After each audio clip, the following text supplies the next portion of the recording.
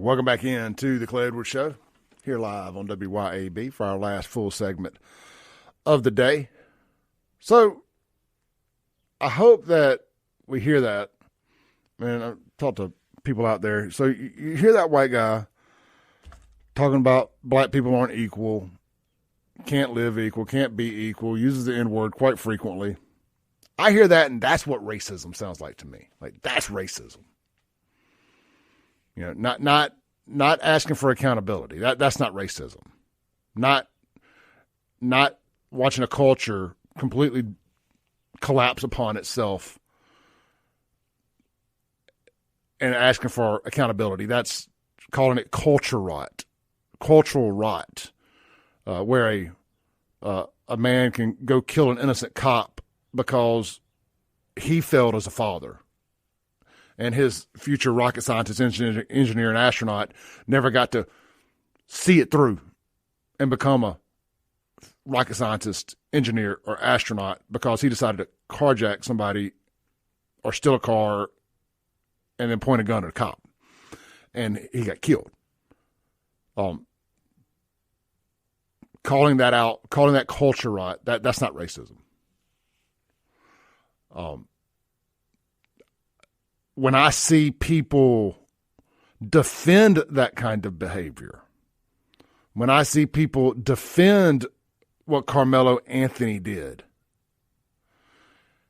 and they make it a point. Now, if you want to defend and just say there was two guys and it was self-defense, I think you're wrong. But okay, that's an opinion. But when you're solely only defending him because he's black and the victim was white, and you want to feel like you won a round in the race battle, that's racist. When I see these comments defending the cop killer in Cincinnati, talking about America can't stand to see a strong black man, a confident black man, that's racist. America does not fear a confident black man. We love confident people. That's why I tell everybody to go get testosterone. It'll help your confidence. Confident people don't do stuff like that. Weak people who can't control their emotions do stuff like that. But when I see people supporting that based solely on race, I think, wow, that's racist. When I see people like the president of the Citizens Council talk about black people like he did, I think, wow, that's racist. You know it when you see it. Having a tough conversation with you about culture rot, that's not racist. That's just not. We've reached a sad place in America, and I don't foresee it getting any better.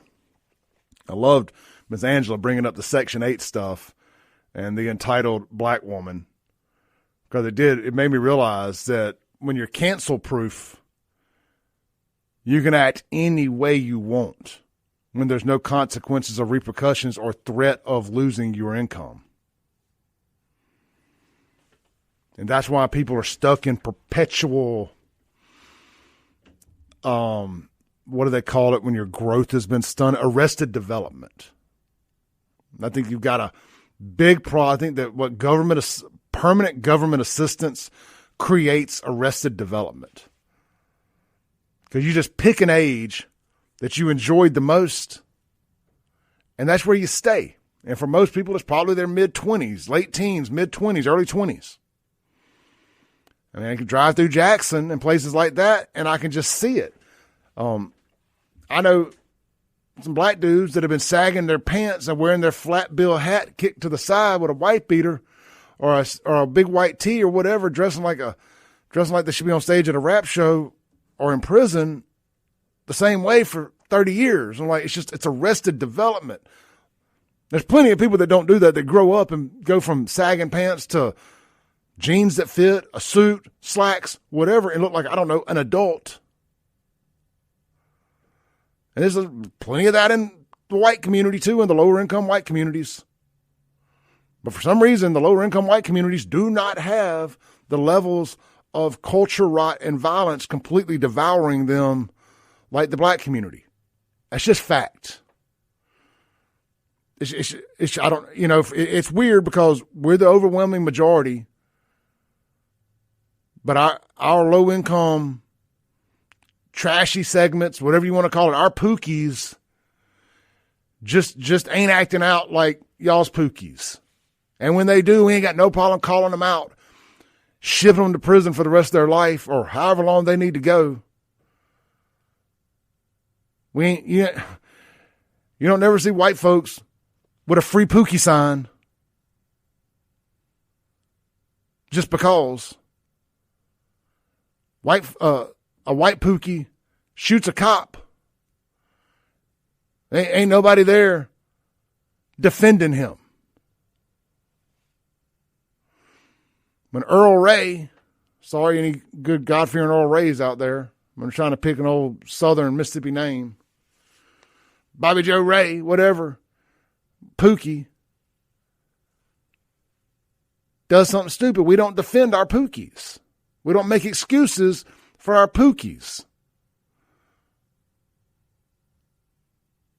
Y'all do. For some reason, no matter how far you remove yourself from Pookie, you feel obligated to defend Pookie.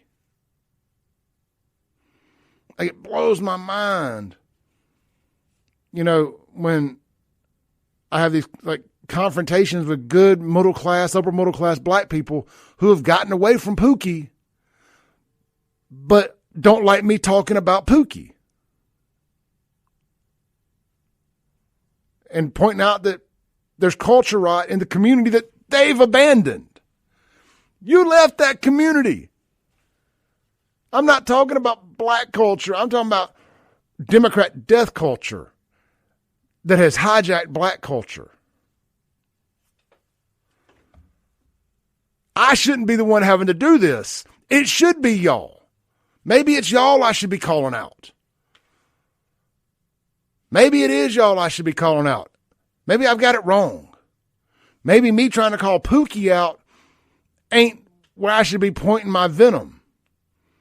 Maybe it is the upper middle class and beyond black folks that still defend that crap instead of asking them for accountability, that still vote Democrat, knowing what Democrat politicians have done to the black culture and to the black community. Maybe I've had it all wrong. And as I say this out loud, I'm pretty damn sure that I have. Maybe it's y'all we should hold accountable or ask for accountability. Because y'all are enabling Pookie by not holding him accountable.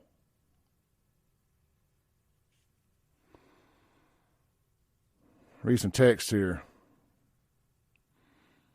Sorry, these are personal text. Let's look at the Guns and Gear text line. See if we can rattle off a few of these. Unknown texter. I might have missed it, but what about Chuck Way stepping down when accused of a crime? They fine with that? Oh, Chokwe stepping down when accused of, well, Chokwe should step down. Yeah, great point. I see what you're saying there. Everybody wants Brian Bailey to step down when being accused of something. Step down. But Chokwe being accused, they going after a brother. Now, I know that ain't everybody. I've seen plenty of black folks online talking about Chokwe, but there's a segment that truly believes it's a witch hunt and Chokwe didn't do nothing. I mean, what? Let's take a break. Come back, land the plane for the day. Online audience, don't go nowhere. I'm going to say goodbye to y'all separately. We'll be right back on the Clay Edwards Show. Let me talk to the men out there listening real quick. Guys, are you suffering from erectile dysfunction, fatigue, decreased muscle tone, lack of energy, low libido, brain fog, sleep disturbances? Hey, low libido, ask your girlfriend or wife. She'll let you know if you're suffering from that or not. That's sex drive. If you'll text my name, Clay, in all caps to 601-327-8550, 327-8550. Men's Health of Mississippi and the Clay Edwards Show are going to hook you up with a free testosterone screening. They're located in Madison, Mississippi at 120 Fountains Boulevard. You can check them out online, menshealthms.com. But one more time, text my name, all caps, Clay, to 601-327-8550 and get your free testosterone screening scheduled today. Enjoy the rest of this show. Boom goes the dynamite.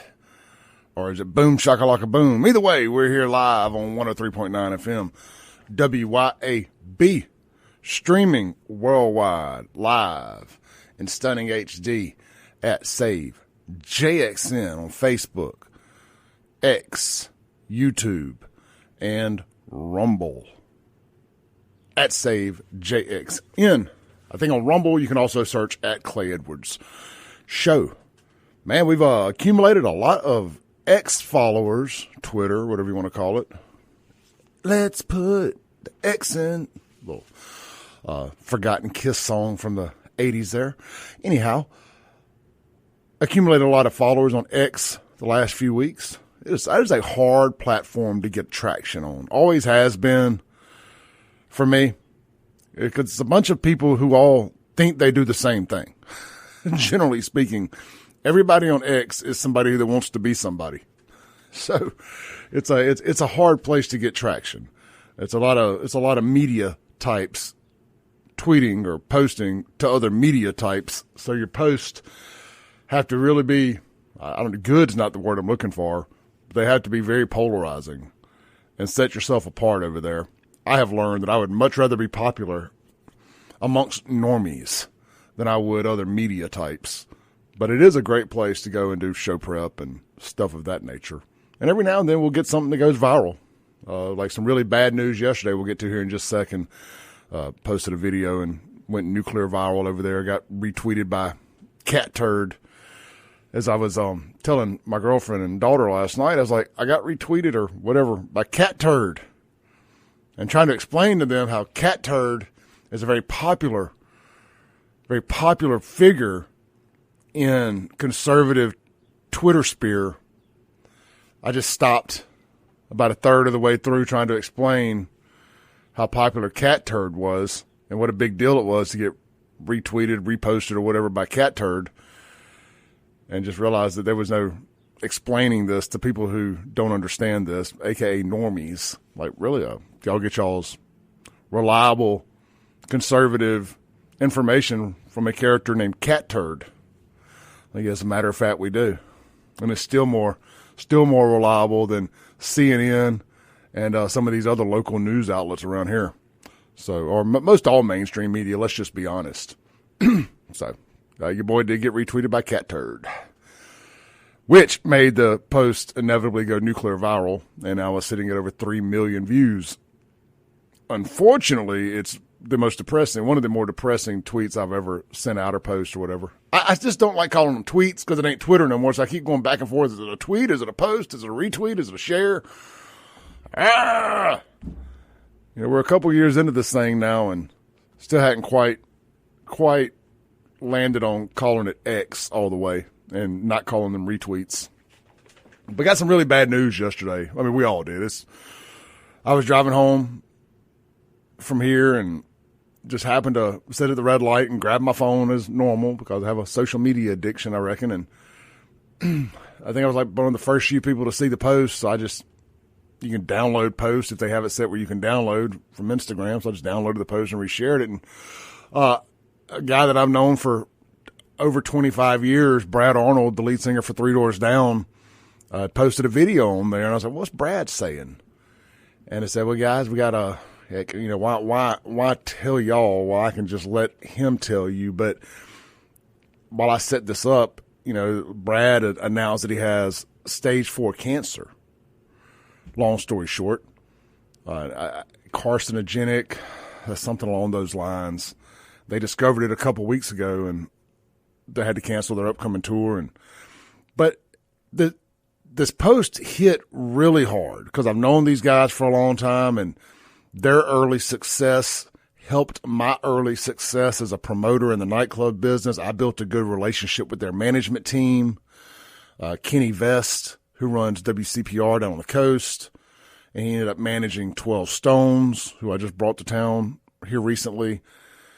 And Adam Ship, who was from the coast, also got signed to Wind Up Records along with 12 Stones. And that was the same label that Creed and so many other great bands were on there in the early 2000s, mid 2000s. Evanescence, Seether, so on and so forth. And Three Doors Down was signed to Universal. But I built that relationship with them, so anytime Three Doors Down was in and around Jackson or in Mississippi, I was able to make a phone call, and we were always got the hook up backstage, on stage in some cases, the Miller Lite Crawfish Bowl here in Jackson. Got to watch that from the side of the stage.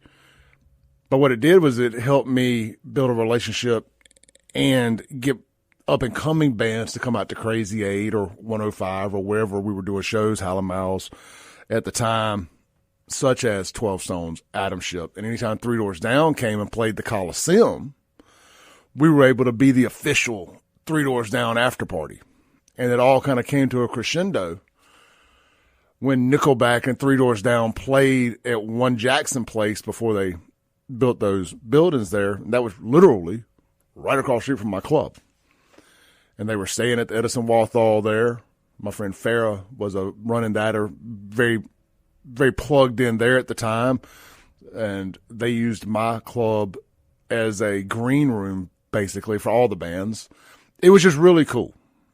And we got to experience that show in a VIP when they weren't even selling VIPs, and got to do some really cool stuff. And the man just always treated me really well. Now, I'm not saying Brad could point me out of a lineup, but I have a funny story. He came down to 105 one night when he was living out on the reservoir for a little while. He lived like right over there in the Palisades or something, one of those neighborhoods right across the causeway there on the Rankin side of the reservoir for a while. And I remember he had a little Lexus sports coupe, and he just decided to come to the club one night, and he called me, and I was like, well, he's like, can you meet me outside or get security or somebody? I was like, yeah, I'll just come down there. So we came down there, and this was at the downtown club, the Jackson Club, 105, and got him in. I had my little back office / VIP room, or whatever you want to call it. It was just a back office that I had converted into. I put a couch back there and a 60-inch old school big screen TV. Now keep in mind, this is 2003, 2004, somewhere in that neighborhood. So we're at the peak of Three Doors Down fame here. I mean, these guys are one of the biggest bands rock bands on the planet at this time. And also 60-inch big screen TVs were still cool. You know, if you had a big 60-inch, I mean, a flat screen TV, a plasma TV at that time cost $7,000 or $8,000 for like a 42-inch. So not too many people had gotten into the world of plasma TVs yet. But anyways, we had a big screen TV back there, and we used to play Need for Speed Underground a lot. So I remember we get him in, and we're back there. We're drinking, partying. You know, he liked to smoke at the time, and we I remember him smoking. But I remember the ABC, my old buddy Andy and them from the ABC came in to mess with us that night, and I'd taken the night off, so to say, because I wanted to party with the rock star, literally. And I remember they came back. They're like, Clay, get out here and talk to us. I'm like, what? I'm off tonight. They're like, you're on the liquor license. You're never off. I'm like, gosh, dang it. So somebody had snuck out the building with a beer pitcher or something. I'm like, I don't care. I'm having a good time tonight. I'm not worried about somebody sneaking out of here with a beer pitcher. I'll have a conversation with Securitas later about that. But anyway, that's really just the peak of that conversation there. But he hadn't dead. I don't want to speak about him in past tense, but he's just a really cool, down to earth, humble dude to have been as successful as he has with Three Doors Down. And he's written other songs for other people as well. Then inevitably, I guess when he got divorced, he moved out to Nashville and married the girl he's with now. And they do a lot of rodeoing and stuff like that. And Three Doors Down has maintained relevancy, not as much on the current, music charts or whatever, but they've never played much smaller than big theaters. I think the lowest end of their fame, they played Thalliamore Hall and, 2,500, 3,000 seat venues like that. And then over the last few years, there's been a resurgence in nostalgia of post-grunge rock, bands like Three Doors Down, Creed, Nickelback, etc., making really big comebacks. I mean, not that they ever really lost, especially like Nickelback, not that they ever lost momentum. I mean, even when everybody said that Nickelback sucked, they were still selling out 20,000 seat arenas. So beauty is in the eye of the beholder, I guess. I was never not a Nickelback fan, and I think most people, if they're being honest, would be like, oh yeah, I love Nickelback. Anyway, man, but Brad announced that he had stage 4 cancer yesterday, and it just hit hard, man, because I just think back over the years of just my success and the association with those guys and their management team and everything they did for me through that time. The original bass player, Todd, had started a record label, and it was tied in with the Budweiser True Music stuff, and we did the True Music Battle of the Bands here, and the winner of that, but they ended up doing the main event down on the coast outside one of the casinos. I think my boys in Storage 24, they may have been called Blindside at the time, Baby Fred and them, I think they played in that. It was outside one of the casinos, pre-Katrina, mind you. Anyway, man, it just always had a good relationship with those guys. They really treated folks from other parts of Mississippi like it's part of the family, and they really did try to help other folks come up. And like I said, we always had the after parties. I remember they played the Coliseum one time. We had the after party at Crazy 8. And Nate West showed up riding in the back of the truck with one of the opening bands. Was it Shinedown, maybe? I think it was Three Doors Down, Shinedown, and Atom Ship. I may have that a little off. I had to ask Nate, but they showed up riding in the back of the truck from the Coliseum out there to Crazy 8, and 12 Stones was playing, Atom Ship played. Yeah, 12 Stones was playing with Three Doors Down at the Coliseum. Atom Ship was my headliner that night, and that was Joey Culver, rest in peace, Joey.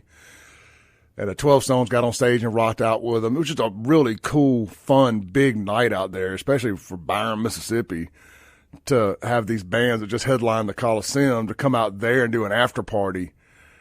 For a kid that grew up out that way, I was amazed at what I'd pulled off. But it was because of that relationship with Kenny Vest and Three Doors Down and everybody that made that happen. And I've always been really grateful and appreciative and stayed in touch with those guys the best I could over the years. I'm trying to get this pulled up here. I'm trying to get this video pulled up here of Brad's announcement, and I'm trying to make sure it'll play right. We had some issues with that the other day. Let's see if this will. Here we go. Let's get it pulled over here. I got to do this so the online audience can hear it too. I know I tell you all that every day, but I like to explain why I'm doing what I'm doing. The Guns and Gear text line is 769-241-1944.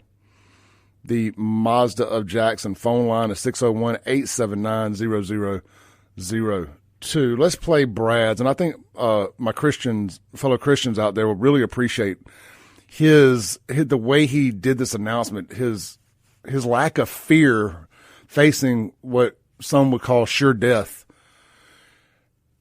and his humbleness. It's phenomenal. Like I said, it really hit hard. I had to pull over on the side of the road, if I'm being completely honest with y'all. Let's listen to Brad Arnold announce his stage 4 cancer here. Hey everybody, it's Brad from Three Doors Down. I hope you're having a great day today. Got some not so good news for you today. And so I'd been sick a couple of weeks ago, and then went to the hospital and got checked out, and had actually got the diagnosis that I had a clear-cell-renal carcinoma that had metastasized into my lungs, and that's it's stage 4, and that's not real good. But you know what? We serve a mighty God, and He can overcome anything. So I have no fear. I really sincerely am not scared of it at all. But it is gonna force us to cancel our tour this summer, and we're sorry for that. And I'd love for you to lift me up in prayer every chance you get. And I think it's time for me to maybe go listen to Not My Time a little bit, right? Thank you guys so much. God loves you. We love you. See you. That's tough to watch there, man. You could tell it's taking an effect on him now if you've ever had a conversation with him. I mean, he's got a little hillbilly in him, don't get me wrong. But, you know, it's got an effect on his voice there. And he's kind of a small guy. But he quit drinking years ago. I think he's been sober 5 or 6 years, if not longer. I don't know that he was ever really a drug guy or anything like that. But look, our prayers with Brad and his positivity there in the face of such a terrible disease is really, really encouraging. And whatever you're going through today, you know, just say a prayer and to whatever God you worship. You know, mine is Jesus Christ, my Lord and Savior. But you know, to each their own. I just I saw that, and just the way he handled that with such grace, and I've truly seen without fear that he is content with where he's at in life. And if he moves on to the other side, he knows where he's going. And he's moved. You know, his shows have kind of turned into small sermons. Well, not very large sermons, but he's spoken openly in all of his shows about, you know, being a Christian and everything the last few years. So he's truly been living his life right, and using his platform for good and positivity. So anyway, that was encouraging, but sad and depressing at the same time. We're really pulling for Brad, and obviously hope he pulls through this. And this time next year, we're packing our bags or getting ready to go see Three Doors Down at the Brandon Amphitheater on their comeback tour.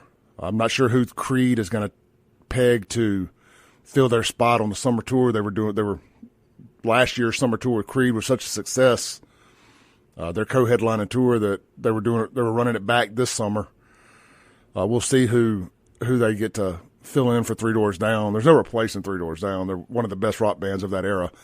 But who knows, man? Maybe something cool will come from it, you know, as far for the concert viewers. But it won't be the same without those guys out there this summer. I'm glad we got to see them several times. I didn't get to see them together. You know, when Creed came to Brandon, they didn't use Three Doors Down as the opener. You know, sometimes you'll have that happen where sometimes the opening band's like, we're not going to go open a show there because we can headline there ourselves and we don't want to hurt our value in that market. So Three Doors Down had just played here anyway, but they did do it on the coast, which I thought was weird. But I think that they kind of wanted to do it on the coast because every time they played the Coliseum, they've been the headliner, and you do have to deal with a whole bunch more headache when you're the headliner. They were able to just kind of show up, rock out, and then hang out with friends and family without the stress and anxiety of being the headliner and dealing with all of that comes with that. So I think that's why they did it on the coast. But neither here nor there. I just wanted to open the show with that. And in the negativity and the sadness of the announcement, I thought there was some real positivity there and some hope. So if you're going through anything this morning, just know that there's somebody out there going through something worse, and they've got their head held high, and they're comfortable in whatever happens. So maybe you can pull some positivity and some hope from that. When we come back, we're going to shuffle the deck and get into some more political stuff and some Jackson stuff and whatnot, and do what we do here on the Clay Edwards Show. We're going to throw this positivity out the window, and we're going to go negative. We'll be right back. Did I just come up with a new tagline for them? Hey, so we spent the first segment talking about Brad Arnold's from Three Doors Down, and Mississippi's very own Three Doors Down. Probably, the best I know, the biggest selling rock band probably the biggest selling artist from Mississippi ever, sans Elvis Presley. I mean, I can't confirm that off the top of my head, but I mean, I'm trying to think of somebody that didn't have to move away from here to find success. That's the other thing. Three Doors Down did it all from their home base of the coast. They didn't have to move to Nashville. I mean, I'm not knocking anybody that did, by no means, but I'm just saying they were able to do it from the coast and kept the coast as their home base. Is there anybody else that's sold 20, 30 million records worldwide out of Mississippi? without having to leave here especially? Nobody comes to mind. I'm sure there's somebody out there in the country realm or something that I'm just not thinking about. But, I mean, it's hard to match the success those guys had. I mean, Kryptonite was huge. Ironically, with all the big news on them yesterday, I finally watched the last 4 or 5 episodes of The Righteous Gemstones last night, yesterday afternoon. What sacrilege. But neither here nor there, it was funny. But there's a scene in there where they're doing karaoke. They're like and they're in the Wayback Machine. They're doing like a flashback. And they're doing karaoke at the house. And they're singing Kryptonite. But it just tells you how big that song was. One of the biggest shows on TV right now, on cable or whatever, is featuring Three Doors Down. Of all the songs they could have done in that karaoke scene, they did Kryptonite. They're just huge. Like I said, I can't think of anybody that sold more records. If y'all can, let me know. Somebody texted in on the Guns of Gear text line and said B.B. King. I mean, look, for all that B.B. King did, B.B. King didn't sell a whole lot of albums. He never really had a hit. He got songs that you know. But he never really had a hit. At least not in my lifetime. In fairness, not in my lifetime did he have like a radio hit. I mean, blues was never really a radio platform, a radio genre. Past early rock and roll type stuff. I don't know. I don't want to put my foot in my mouth. I know a lot of y'all love all that, and I like blues too. Don't get me wrong. But I just feel like Mississippi's done a piss poor job of really monetizing our musical history here, and we allowed other areas to swagger jack our creations. Memphis in particular. Memphis took advantage of and stole all of Mississippi's musical history and made it theirs. And let's Google it real quick. Let's see here. Now you have to keep in mind, B.B. King also had a much longer career than Three Doors Down has had to date. Let's see here. How many records did B.B. King sell all time? That's going to be hard to track this. All right, so B.B. King estimated to have sold over 40 million records throughout his career. His most successful album, Riding with the King, with Eric Clapton, sold 4.5 million copies worldwide. That's strong. That's strong. That's very strong. Obviously, but I mean, look, B.B. King, legend. Absolute legend. Let's see here. How many records has Three Doors Down sold all time? I think it's around 20, 30 million. I mean, that's a big difference, 20 to 30 million. That's Three Doors. I know Googling stuff sounds terrible on the radio, but we're just having fun this morning. All right, so Three Doors Down has sold over 30 million albums worldwide. Their debut album, The Better Life, was certified 7 times platinum by the RIAA. So their biggest selling album sold almost double what B.B. King's biggest selling album sold. Not bad. Not bad. They've been nominated 3 times for Grammys. So, and look, I'm not trying to be the B.B. King hater here. I love B.B. King. And my point being, there ain't many who have done it as successfully, and dang sure not more successfully, than Three Doors Down. So and they did it here without ever abandoning their Mississippi roots or pretending they weren't from here. You know, sometimes people will move. Somebody said Faith Hill, Jimmy Buffett. Yeah, good, man. Good. Thank y'all. My brain ain't working all the way this morning. But a lot of these people move from here. And then they pretend they're from somewhere else. Some even change their names. Nobody at Three Doors Down changed their name. You know, I just look at people a little differently, man. They do some of that. Yeah. I'm reading some of your texts on the Guns of Gear text line. Yeah, I see Faith Hill. Bobby said, "How can I forget about the Soggy Bottom Boys?" Where was my head at? The Soggy Bottom Boys. Somebody said I'm leaving out David Banner. But I was trying to stick to, people who actually play musical instruments and whatnot. Let's see how many records David Banner has sold all the time. Now, David has done very well. I'm not hating here. David's done very well as a producer. But, David left. First off, he uses a fake name. His name's not David Banner. It's Lavelle Crump. He moved from, he even says it in one of his songs, I moved to Atlanta from Jackson, Mississippi. I like David Banner. I love his first album, the Independent album that he first did when he got to Atlanta. His post Crooked Letters album without Kamikaze on it. I think it's one of the best Southern rap albums of all time. And then his first album, Mississippi. Love it. Let's see. How many records has David Banner sold all time? And like I say, you got to remember, David has done very well as a producer. Like a lot of T.I.'s early stuff, David did that. So what AI says here is it's difficult to pinpoint the exact number of records David Banner has sold, as sales data is not always publicly available. However, he has released 7 studio albums, and 18 singles. Additionally, he has been noted producer for himself and other artists. I would say, he's probably sold.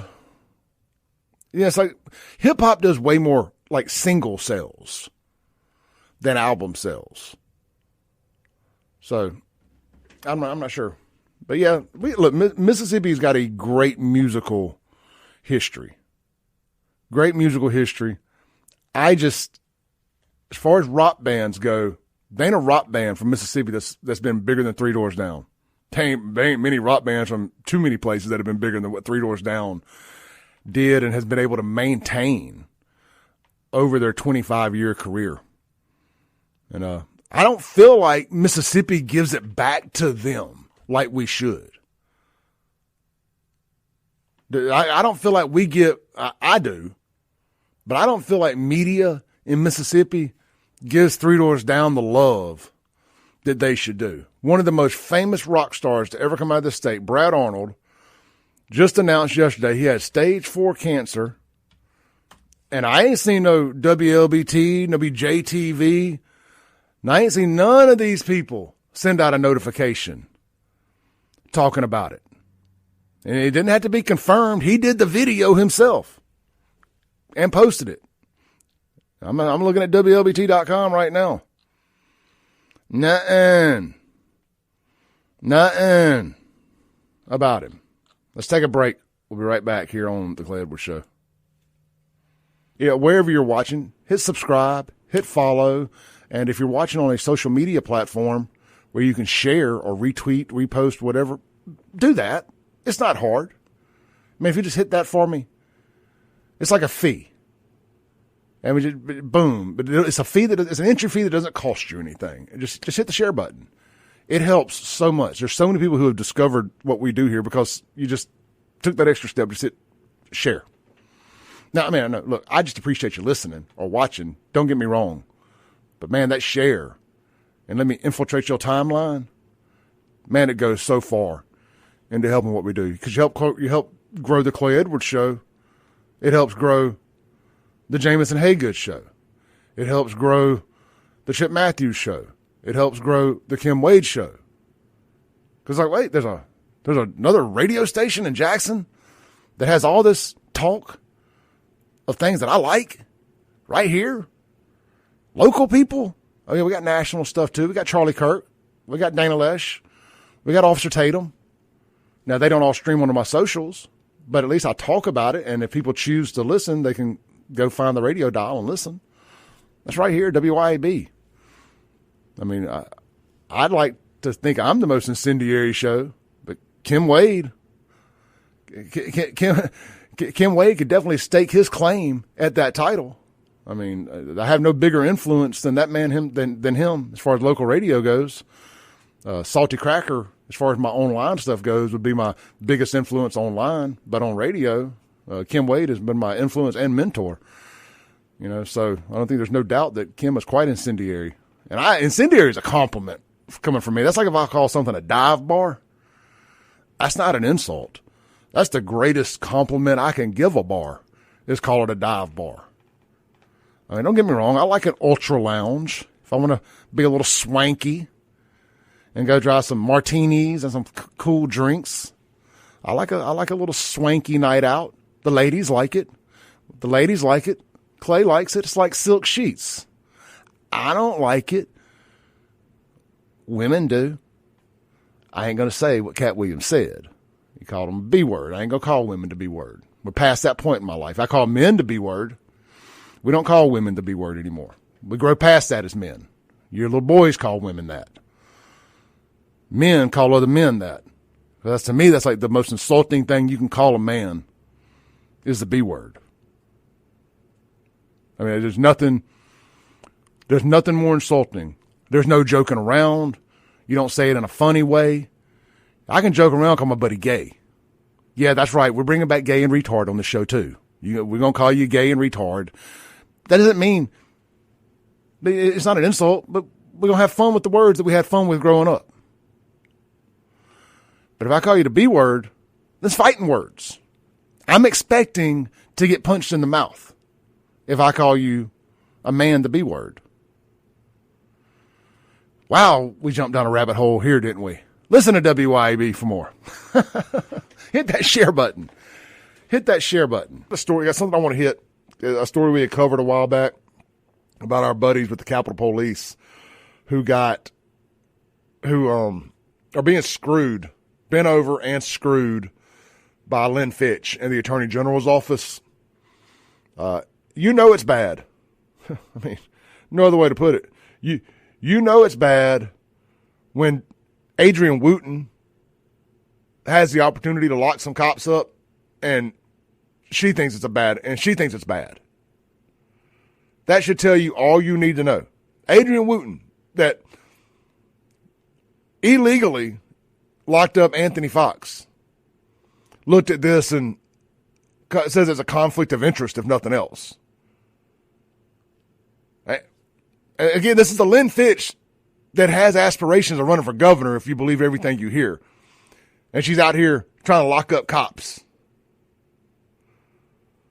It just don't make any sense to me. I mean, have we checked her campaign finances? Does she know George Soros? Is Soros backdooring some money to Lynn Fitch? I mean, that may sound crazy, but her actions would suggest otherwise. That she is, in fact, in Team Soros, or maybe she wants some of that Soros money. I don't know. She's going to be going from wearing red dresses to blue ones soon. But anyway, Sean broke this on their show yesterday. It says, breaking. Judge Wooten just called out the Attorney General's office for a serious ethical conflict in the case of Capitol Police officers Michael Reinwalt and Jeffrey Walker. The court finds particularly troubling the fact that the Attorney General's office signed the criminal indictment against Walker while concurrently having represented him in related civil litigation. In plain English, and I'm glad Sean did this, the Attorney General's office can't claim someone is innocent in a civil case while turning around and calling them guilty in a criminal prosecution based on the exact same facts. I'm going to read that one more time. In plain English, the AGO, that's the Attorney General's office, cannot claim someone is innocent in a civil case that they're representing them in while turning around and calling them guilty in a criminal prosecution they're prosecuting them in, based on the exact same facts. The court says this isn't just a technicality. It, quote, strikes at the heart of fairness, unquote, and undermines the integrity of the justice system itself. This is from Judge Wooten. Not exactly the beacon of back the blue. I mean, I sat right here on this radio show and said when I saw that Judge Wooten had a couple of these cases, I said, they're screwed. She hates cops, which this is further drives home my point that the fix was in on the Anthony Fox case. And they really need to investigate that. Somebody with the investigative ability to look at judiciaries needs to take a look at that and start looking at her bank account and start weaving some things together. Because I'm calling shenanigans. Get the brooms. Shenanigans. I love the mozzarella sticks too, by the way. That's a pop culture reference. Either you know it or you don't.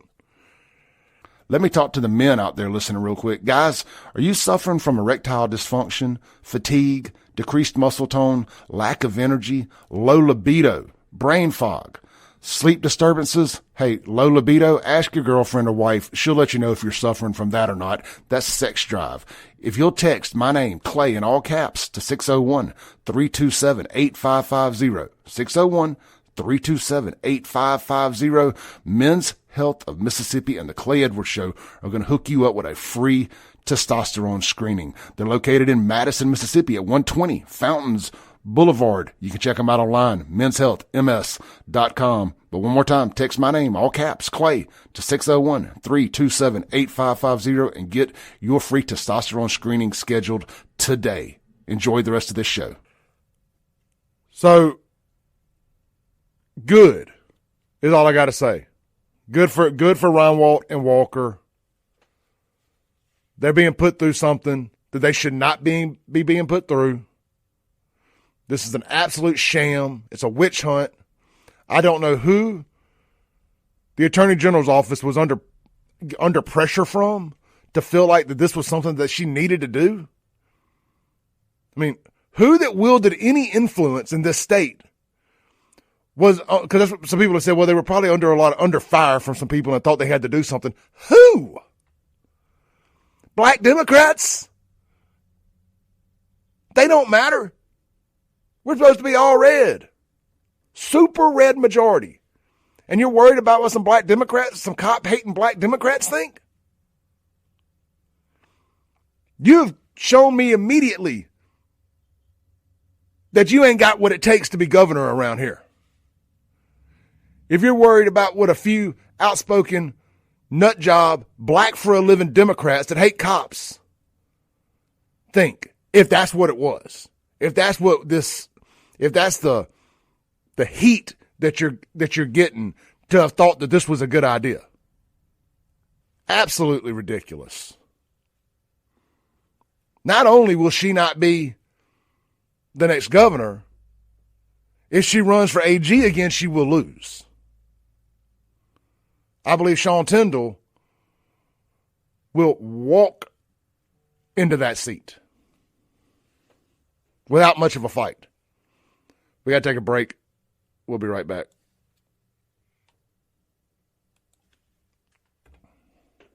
And I know this could probably take us down a whole nother rabbit hole, but it's how I do things around here. I don't know what made me think about it yesterday.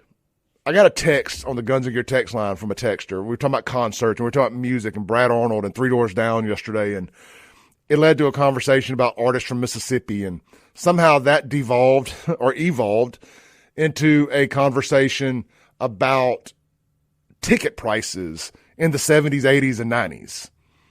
And I happened to be sitting at my desk at the house, and I have my framed concert tickets up on the wall there. And some of them I didn't go to. Some of them I found on eBay of old concerts that came to Jackson. Because I wanted to collect stuff that I didn't go to also, like Jackson concert tickets that are like originals. I only want stuff from Jackson. I don't want stuff from other places. I might consider the Mississippi Gulf Coast, but y'all know me. I like Jackson stuff, old Jackson stuff. And the fella I was talking to, I don't even think I ever called his name.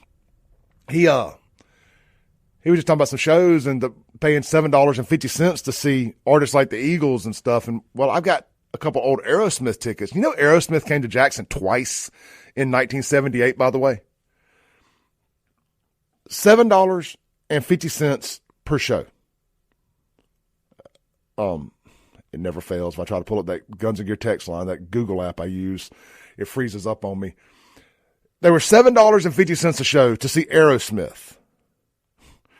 And It just absolutely blows my mind that you could see them that cheap back in the day.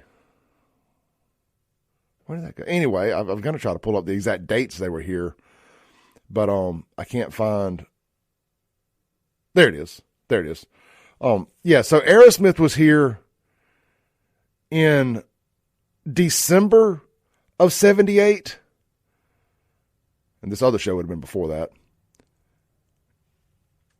Oh, I think I got it covered. I can't see the month of what it was. I think maybe June of 70, maybe January of 78. I can't quite tell. It was a Saturday night. I've got it kind of lapped over with another ticket. That sucks. Do I? Yeah. Oh, well. But Aerosmith came twice in 78, $7.50 a ticket. But what I got to thinking was, I said, man, I was thinking about Ticketmaster fees. And that led me to making a post on Facebook because I got my Metallica ticket in that frame too from 89 on the Injustice for All tour. And Metallica just played Nashville over the weekend at the stadium there, 2 nights. And I'm sure tickets were on average $600 a piece, you know. But ticket prices aside, it dawned on me that the Ticketmaster fees, it doesn't matter how much the ticket cost, the fees are the same ridiculous price. So you could go buy a $50 ticket and still have $30 in fees. You could buy a $300 ticket and still have $30 in fees or whatever the number is. There's times that the fees cost as much as the ticket. I saw Metallica and the Cult at the Coliseum in Jackson for $17.50 in 1989. That was not that long ago. I mean, it was, but it wasn't. Yes, you have inflation. Somebody that knows how to do inflation, can you tell me in 2025 money how much $17.50 is?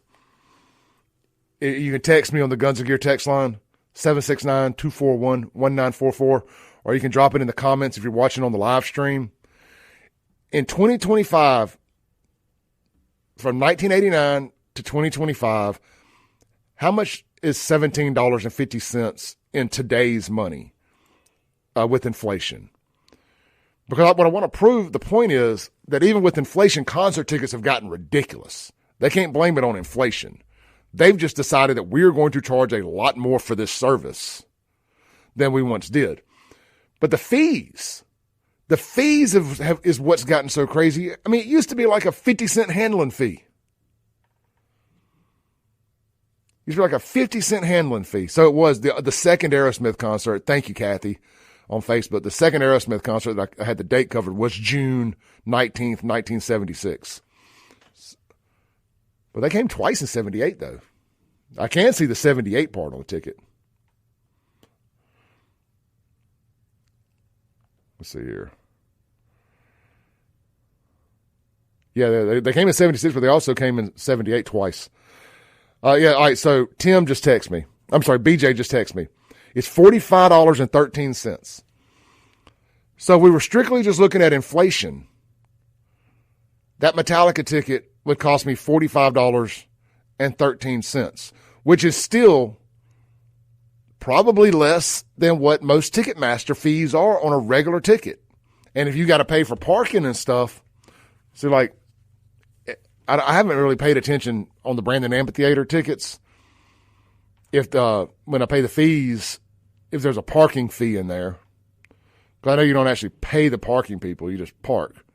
So I wonder if there's a parking fee tied in there. It may or may not be. I've never heard anybody complain about it, so it might not be. But from Metallica, and I get it, production costs have gotten ridiculous. They're touring with way more. Metallica's probably a bad example. If you got to pay $400 or $500 for a concert ticket, you get your money's worth with Metallica. I mean, their production is insane. I mean, they lead. They are the trendsetter when it comes to production. And they're playing in the round with these huge towers with LED panels wrapped around them. I mean, they're basically traveling with a WrestleMania set in these stadiums. And it's just insanely cool. So if you got to pay $300 or $400 for a ticket, $500 for a ticket, Metallica's probably the band to do it, and you know you're going to get another headliner opening the show. I mean, you got Metallica and Limp Bizkit and Metallica and Pantera, plus some other bands opening up that thing this weekend. You got a lot of bang for your buck if you must overpay for a ticket. The ones that kill me are some of these up-and-coming bands having the audacity to charge $150 for a ticket. And all they got is a backdrop and a couple LED park hands. No moving heads, no LED screen, or maybe they just got an LED screen and a drum riser. I'm like, come on, man, $300 for the first 10 rows? I mean, it's capitalism. I get it. But concert tickets have gotten ridiculous. Absolutely ridiculous. But hey, I'm going to keep paying them. There's some things I love, and y'all know me, man. Other than being a troll over Jackson and Democrat death culture, one thing I love, like my passion, if you ever want to catch me slipping, haters, if you ever want to catch me slipping, you want to set a clay trap, a good concert. They'll be the death of me. Y'all will catch me slipping at a concert. I love live music. I love being out with people that love live music. It's been my happy place since I was 12 years old at my first concert ever at the Coliseum. Poison, Brittany Fox and Lita Ford opened up a Say I tour, October 1987. I guess I was 10 years old. 10 years old. Wow. They played it during the fair inside the Coliseum. Then I think that ticket was $14, $15, something like that. Maybe it was $17. I don't know. It don't matter. $3 ain't splitting hairs one way or another. I mean, I remember when tickets went up to $25 a piece and people thought it was the end of the world. What I would give for a $25 ticket to get into and see a big concert now. All right, let's go ahead and take our break. When we come back, the Tyre Nichols verdict in Memphis. Black cops, black victim, black city, and they still found a way to blame it on white folks and racism. When will the madness stop?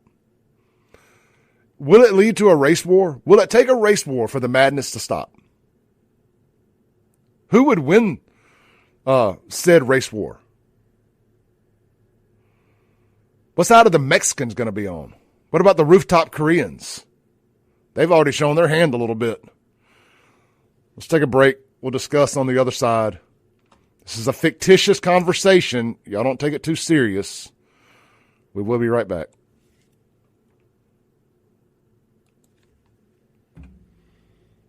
Three former Memphis police officers have been acquitted in the fatal beating of Tyre Nichols after he fled a traffic stop. Now, when this story first broke, oh, man, it put them in a spot, son. It put the Black for a Livings and the cop-hating white chapter of BLM. It put them in a spot, man. They didn't know what to do. Like, I hate cops, but they're black. I can't pull for a black man to be put in jail. What do I do? Let's put it on the scales of oppression and see how it weighs out. Guy who was allegedly sleeping with cop's wife or girlfriend versus black cops. Was he gay? Can we do anything to help add to the scales over here? One of the cops gay. Try to balance it out some.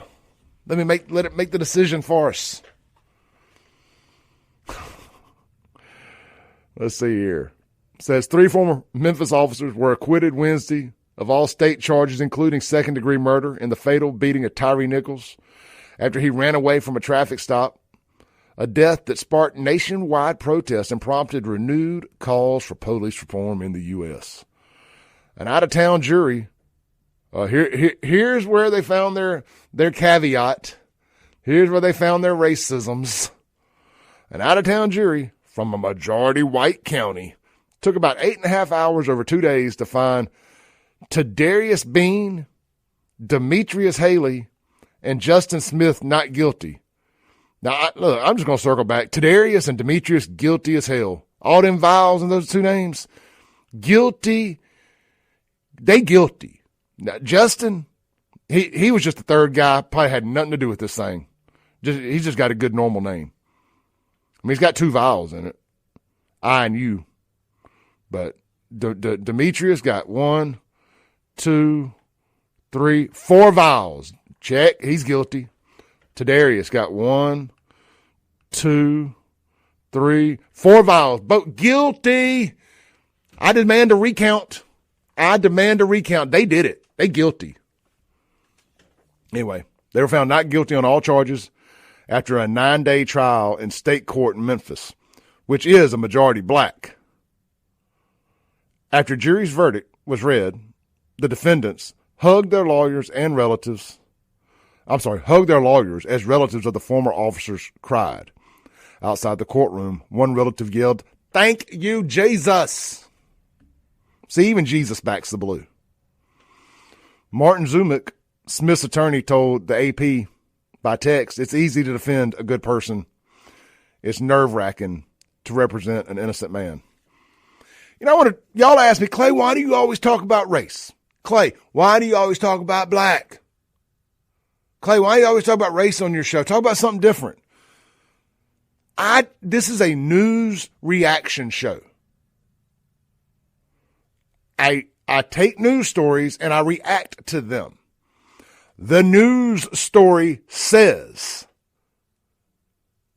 out-of-town jury from majority white county took about 8.5 hours over 2 days to find Tadarius Bean, Demetrius Haley, and Justin Smith not guilty of all charges after a 9-day trial in state court in Memphis, which is majority black.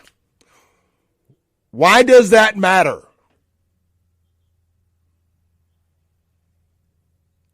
Because y'all keep telling me it matters. Y'all just don't like that I call out that it doesn't matter. That's why I talk about it. The race should not make a difference in this story. Should not make a difference. This is on WJTV, by the way.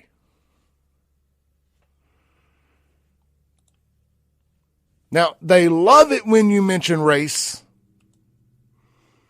They love it when you mention race. When it's talking about somebody black doing something good, winning an award or getting a scholarship, being an astronaut, an engineer, or a scientist for real, being the first little black girl to do this or the first little black boy to do that. We've run out of first, by the way. Now they're having anniversaries of the first time a little black person did this, that, or the other. That's a true story, by the way. WLBT and WJTV, they'll share these posts. 3 years ago today, the first little black girl to do this, fly a plane or get her pilot's license, or first little black boy to get it says little black boy that got a pilot's license. They keep running that one back. Now because they've run out of first to do, they just do anniversaries of first. On this day in history, 3 years ago, first little black boy got his pilot's license as youngest young black person ever to get a pilot's license. Who cares? Y'all cares why they do it. So I feel like, so I talk about it because I think y'all care. Y'all just don't like that I don't follow by the rules. See, we don't just talk about the good. So I don't talk about the good. I'm not here to talk about the good. I don't talk about the good stuff white folks do either.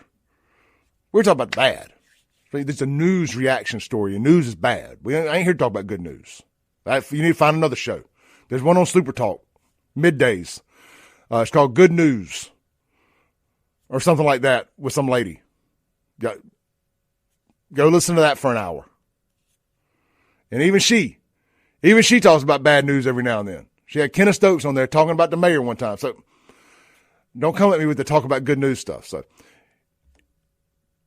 So anyway, so you're only allowed to talk about race or about black when it's them doing something good, getting an award or something, or being the first to do something, or something bad happening to them at the hands of somebody white or the police. And by white, that means any other race than black, they turn them white. George Zimmerman, for example. These police here, for example, they found a way to still make it about racism. So it's what we call the Democrat double standard. And people are fed up with it. People are absolutely fed up with it. Let's see here.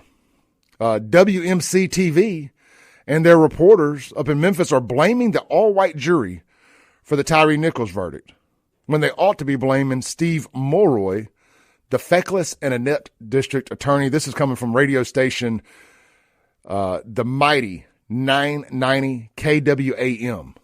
They're a great follow on Twitter, too, by the way. They're the WYAB of Memphis. I mean, they're the conservative station that is holding it down, talking about Memphis crime, just like we do over here at WYAB when it comes to Jackson. If you're on X, I'm retweeting this post right now. It's my most recent share at @SaveJXN. Their @handle is @Mighty990 KWAM. They're a great follow if you want to keep up with Memphis crime and just understand that Memphis and Jackson are the same thing. They have so many stories that parrot one another, from political corruption to murder in the streets. Like I said, they just got an NBA team. That's the only thing different from Memphis and Jackson. And a river runs through it. But hey, we got a river too, so disregard. But they found a way. They still found a way to make it about racisms. All right, so that leads me to a conversation I had this morning with a buddy of mine. I call him a buddy. I don't even know who he is. It's an account. It's a ghost. It's an anonymous account, but it's a real person that runs it. But I don't know who it is. Let me find my notifications here. I've referenced this account before. It's Don Juan, the Wonder Boy. Sometimes I just like saying other people's names on here. But he tagged me in a post. I'm going to find it. He tagged me in a post. Okay. I'm pretty sure that this is safe to play. We're going to take a break. We're on schedule. We're going to take a break real quick. I'm going to get this queued up. And it's this white woman talking about blacks wanting a race war, but they can't even shoot their guns straight. We're going to play this. Again, this is not Clay speaking. This is this woman speaking, and I'm responding to a question about this on Twitter from a black person. That is why I'm talking about it. I'm not encouraging a race war. I do not want a race war. Let me say that again. I do not want to have a race war. Bad. Race war bad. War bad. I don't want any war for any reason. Well, I would like to go to war with the T's, the trans. I think that would be fun. That would last about 32 seconds. But other than that, I don't want a war. We'll be right back.